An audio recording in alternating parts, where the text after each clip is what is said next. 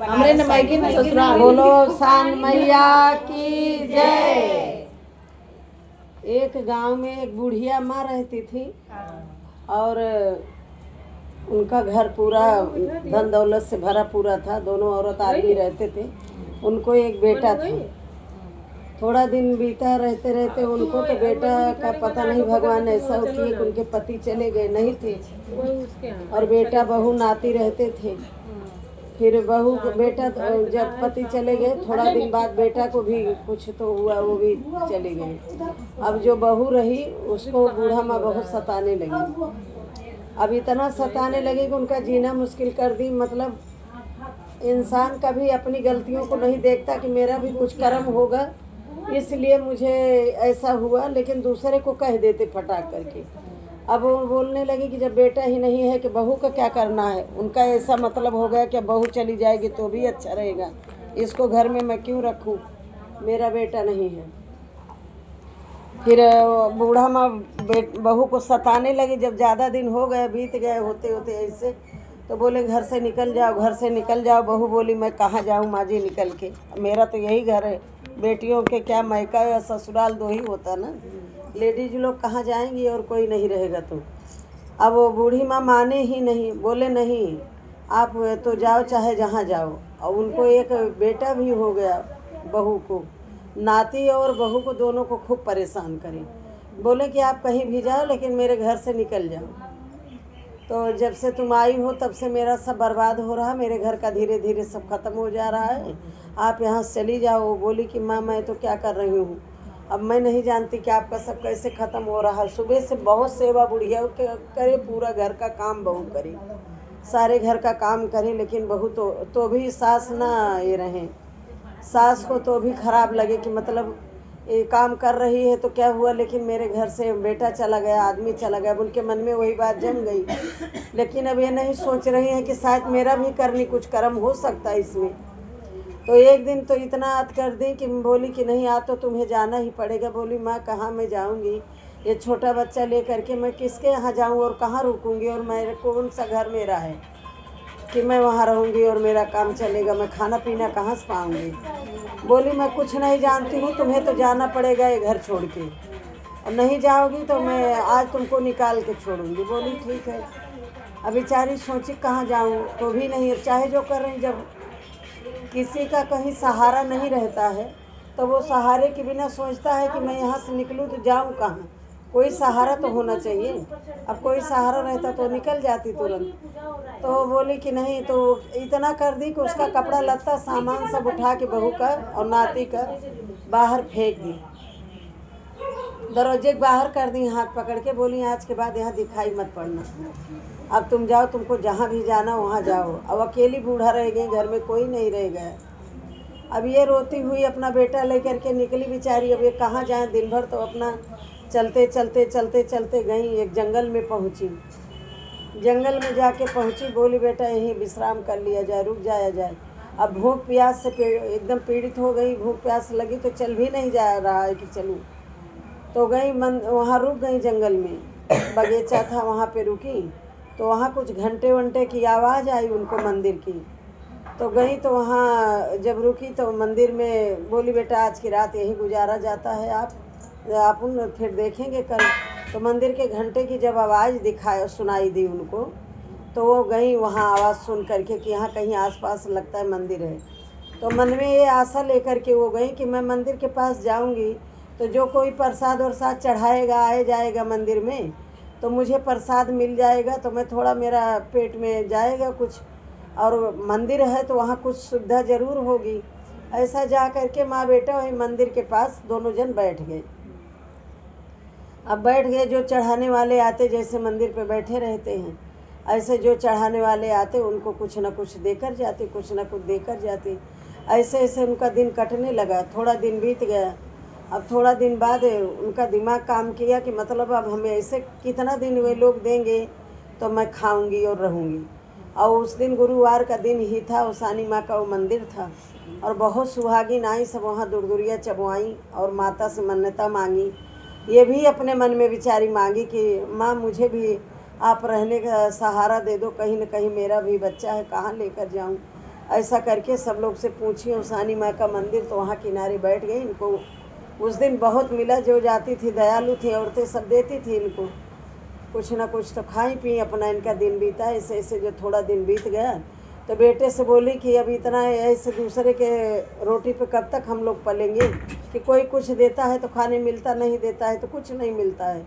तो ऐसा कुछ करते हैं कि हम लोग कुछ करते हैं। तो बच्चा बोला माँ क्या करोगी? बोली जंगल है, इसमें बहुत सारे झाड़ हैं और इसमें फूल रहते हैं, फूल खिलते हैं। कोई कोई फूल देखो नहीं लगाए रहते तो भी जंगल बगीचे में खिले रहते हैं। उन्होंने क्या किया, बोला मंदिर के किनारे बैठी हूँ, तो अगर यहाँ से हट के जाऊँगी तो आने जाने वाले जो कुछ दे रहे हैं ये भी मुझको नहीं मिलेगा, ये भी बंद हो जाएगा, तो यही मुझे कुछ साधन करना चाहिए। बोली बेटा तुम यहाँ बैठो मंदिर के पास और मैं फूल तोड़ के लाती हूँ। ढूंढ के वही फूल ला, रोज़ तोड़ के डालने लगी, जाने लगी जंगल में और बगीचे में फूल तोड़ तोड़ के ला के और हार बनाने लगी। हार बना बना के पहला हार माता जी को पहना देती और हार जो कोई आता मंदिर में जाता, अब तो पैसा मिलने लगा, वो हार लेकर जाता मंदिर में चढ़ाता, इनको पैसा देता। तो ऐसे ऐसे इनका थोड़ा दिन बीता। फिर धीरे धीरे धीरे धीरे वहाँ कोई माली फूल वाला नहीं था, धंधा अच्छा चल गया इनका, हार माला फूल का सब खरीदने लगे। पैसा ज़्यादा हो गया तो इन्होंने मकान बनाया और पैसा बढ़ गया तो दुकान भी बना ली वहीं पे और खोल ली दुकान। अम्मा बेटा काम करने लगे। तो उस मंदिर में एक राजा की लड़की भी आती थी, रोज़ हर गुरुवार को दर्शन करती थी। राजा की लड़की, राजा की बहू, ननद भाभी दोनों आती थी और मंदिर में फूल चढ़ाती थी और यहाँ कुछ न कुछ मन्नता मांग के जाती थी। वो हर दर्शन करने हर गुरुवार आती थी। तो उस दिन आई, जब गुरुवार के दिन कई गुरुवार आ के गई, दर्शन लेकर हार फूल चढ़ाई। तो ये तो राजघराने की थी ही, अब सास निकाल देती तब ना, इनके पास मजबूरी हो गई थी और अच्छे घर से थी और लड़का भी खूब सुंदर था। तो भाभी उनकी बोली कि आज तुम यही मांग लो ननद से, ननद जी आज यही मांग लो कि तुमको अच्छा घर बर मिले। तो बोली भाभी मैं घर भर क्या मांग लूँ, मैं तो घर भर मांग चुकी हूँ मेरे मन में और मैं संकल्प ले चुकी हूँ। अब आज ये अवसानी माँ के सामने, अवसानी माँ के मंदिर में मैं एक बार मांग रही हूँ कि ये जो फूल बेचने वाला लड़का है इसी को मैं अपना पति स्वीकार की हूँ। ये फूल बेचने वाला लड़का ही मुझे पसंद है, मैं इससे शादी करूँगी। बोली ननद जी आप कुछ मांगी, तो रोआ खड़ा हो जाता पूरा। तो बोली कि ननद जी आप कुछ मांगी, तो ये मांग ली कि कहाँ आप राजा की लड़की और कहाँ ये हार फूल वाला लड़का, इसको आप पसंद कर रही हो, क्या इस पर आपका भाई और आपके पिताजी मानेंगे?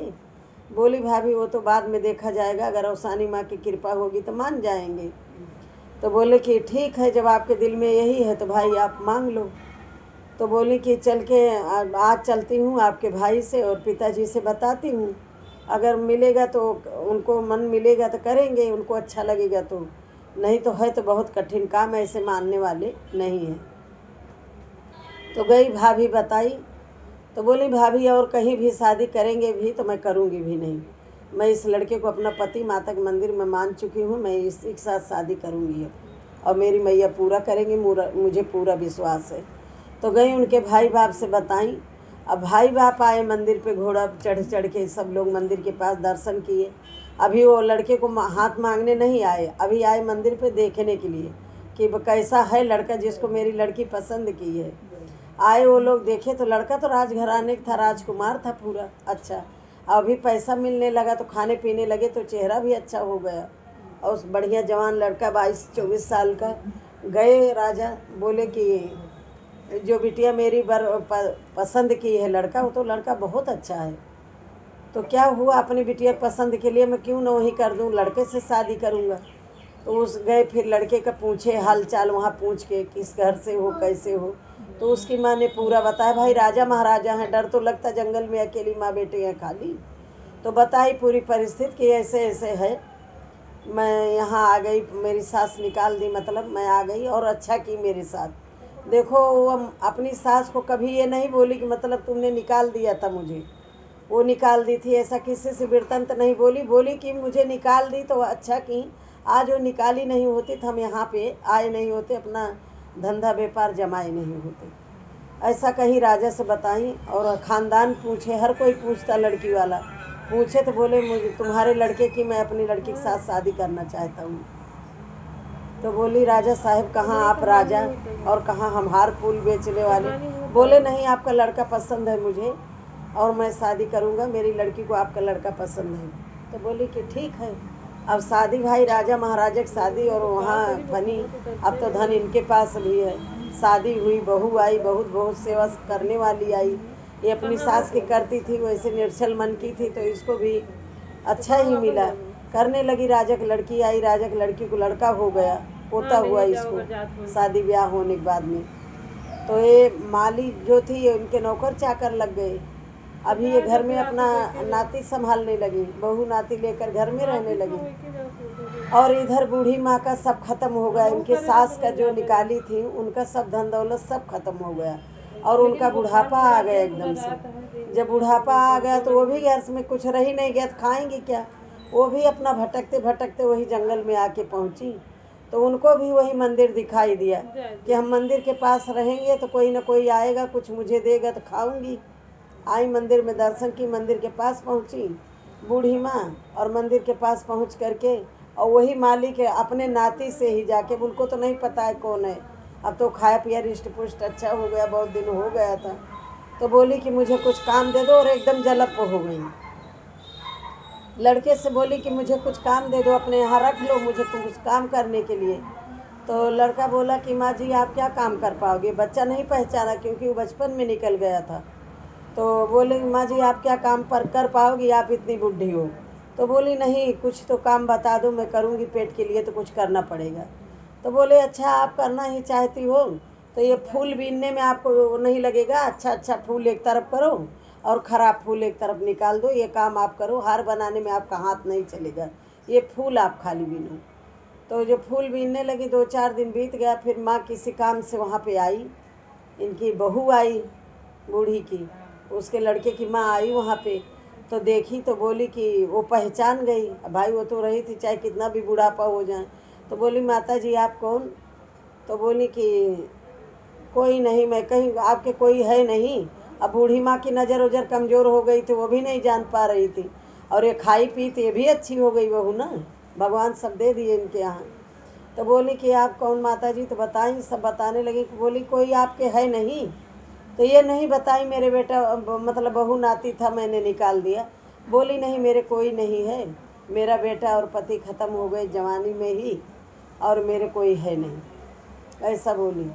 तो वो बोली, बहू बोली कि माँ जी मैं आपको पहचान ली, आप यहाँ फूल क्यों बीन रही हो।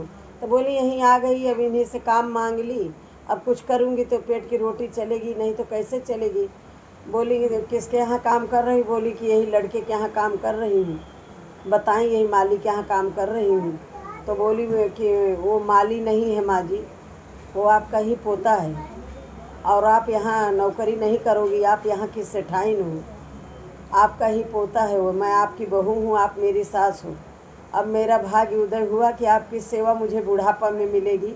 मैं रोज़ तरसती थी कि हम तो अच्छा खा पी रहे, लेकिन आप कैसी होंगी, मेरे मन में यही चलता था। अच्छा हुआ कि आपको यहाँ माता रानी लाई पहुँचा दी, और बुढ़ापा मैं आपकी सेवा करूँगी और मुझे उसका फल मिलेगा। तो सानी मैया उनका पूरा परिवार इकट्ठा जोड़ दी, वो लोग सब लोग सुख से रहने लगे। बूढ़ी माँ गई, उनका माँ बेटा सब लोग खूब अच्छी सेवा करने लगे। जैसे अवसानी माँ उनको सब मिलाई और दी, वैसे अवसानी माता सबका पूरा करी। अभी रुक जाओ, अभी एक ही होगा। बोलो अवसान मैया की जय। और कोई कहेगा।